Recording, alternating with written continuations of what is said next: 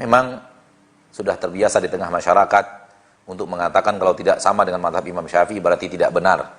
Kalau tidak sesuai dengan mazhabnya Imam Syafi'i berarti salah. Cara mengucapkan salam orang Indonesia salah.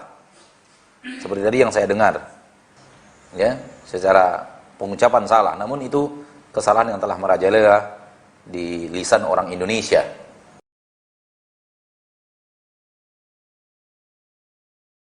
Begini Pak, Ya.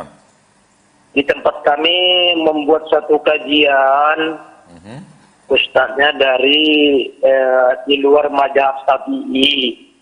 Di luar? Jadi di luar mazhab Syafi'i. Oh, di luar mazhab Syafi'i. Betul Pak, jadi ustadz ini mengadakan kajian di tengah-tengah masyarakat mazhab Syafi'i. Nah, Tapi mereka ini tidak menerimanya Pak. ya. Alasan mereka begini, bagaimana kita mau duduk bersama dengan mereka mendengarkan itu? Sudah jauh berbeda.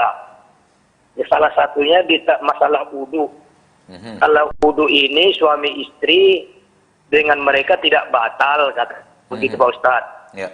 Kalau dengan kita kan di mazhab Syafi'i kan itu batal. Nah, Yang kedua, mereka tidak ikut berdoa bersama, kita doa bersama, berjemaah. nah. Jadi gimana kita menyikapi seperti pertanyaan mereka Pak Ustadz? Baik. Yang kedua, di sekarang ini Pak Ustadz kan ada semarak-semarak berita yaitu virus yang membahayakan ini Pak Ustadz. Nah, Dan pemerintah kita telah menganjurkan supaya sholat di rumah masing-masing dan plus sholat Jumat pun sudah ada yang dibatalkan. nah. Gimana menurut sikap kita menyikapi seperti itu? Apakah kita mengikuti seperti anjuran dari pemerintah? Apa gimana Pak Ustadz? Nah. Begitu saja. Assalamualaikum warahmatullahi wabarakatuh. Assalamualaikum. Ini pertanyaan ketiga yang sama pada acara yang sama. Ini pertanyaan ketiga yang sama di acara yang sama. Di awal acara ada pertanyaan persis. Di pertanyaan ketiga juga persis. Dan sekarang saya tidak tahu pertanyaan keberapa ini yang persis dengan pertanyaan yang pertama dan pertanyaan ketiga. Jadi Bapak, mohon maaf seperti yang saya katakan, mungkin Bapak tidak mengikuti acara dari awal. Sebelum Bapak sudah ada dua penanya, persis dengan yang Bapak tanyakan. Ya, persis dengan yang Bapak tanyakan. Jawabannya adalah rukhsah, sudah diizinkan kita untuk tidak sholat ke masjid. Nah, kemudian berikutnya yang Bapak tanyakan di pertanyaan pertama,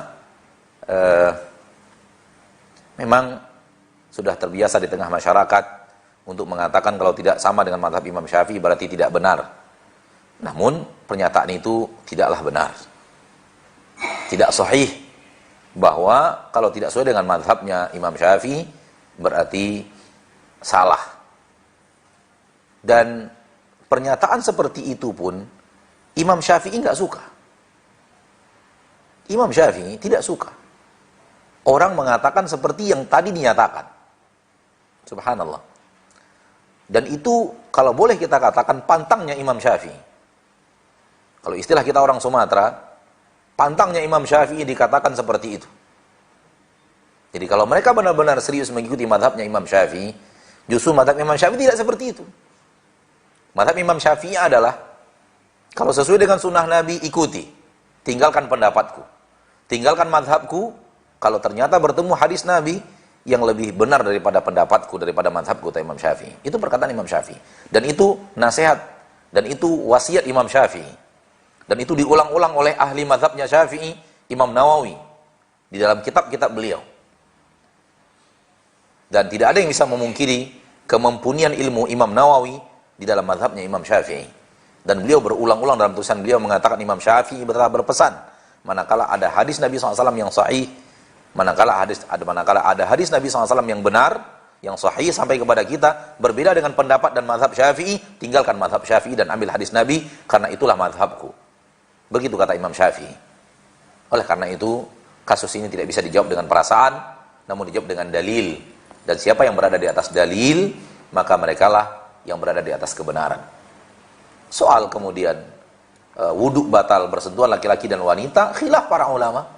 Terjadi khilaf di kalangan para ahli ilmu, apakah membatalkan wudhu atau tidak, dan kita pernah membahas dalam acara ini sedikit panjang lebar tentang masalah itu, bahwa terlihat dari hadis-hadis Nabi yang sahih bahwa Nabi SAW ketika sholat bersentuhan kulit antara suami dan istri. Namun beliau tidak membatalkan sholatnya. Bahkan suatu saat Rasulullah SAW sengaja mencium salah seorang istrinya, lalu kemudian berangkat ke masjid untuk sholat tanpa berwudu lagi. Ada hadis yang jelas dan sahih dalam masalah itu. Hadisnya sahih dari Imam Muslim. Sehingga akhirnya pendapat yang paling kuat yang sesuai dengan hadis Nabi SAW adalah tidak membatalkan wudu. Wallahu ta'ala a'la wa a'lam bishawab. Nah, Baik. Jika semua sekarang kan suami dan anak-anak kan sholat berjamaah di rumah. nah, Jika imam membaca surat dan lupa, apakah kita perempuan boleh ikut mengingatkan Ustaz? nah, Dan kalau halo? silakan Bu.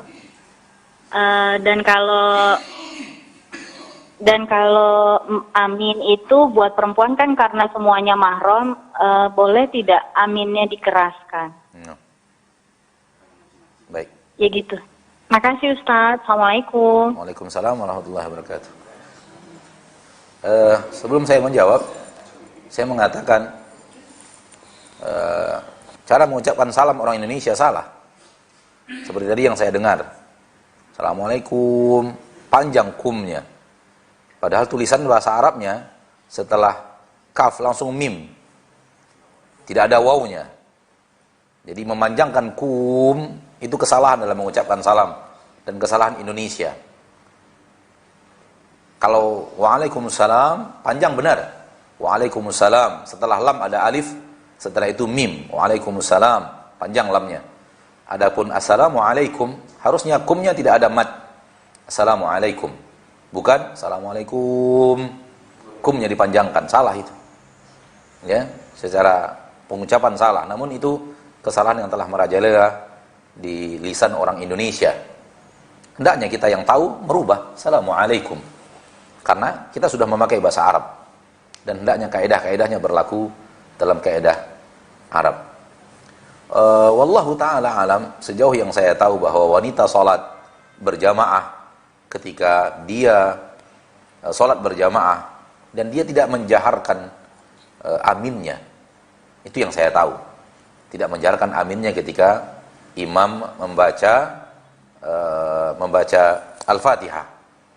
Itu yang Anda tahu. Sejauh ini itu yang Anda tahu. Oleh karena itu kita katakan wallahu alam bahwa wanita tidak menjaharkan aminnya. Tidak menjaharkan aminnya setelah imam membaca Al-Fatihah. Adapun pertanyaan pertama Anda tidak tahu jawabannya. Wallahu a'lam.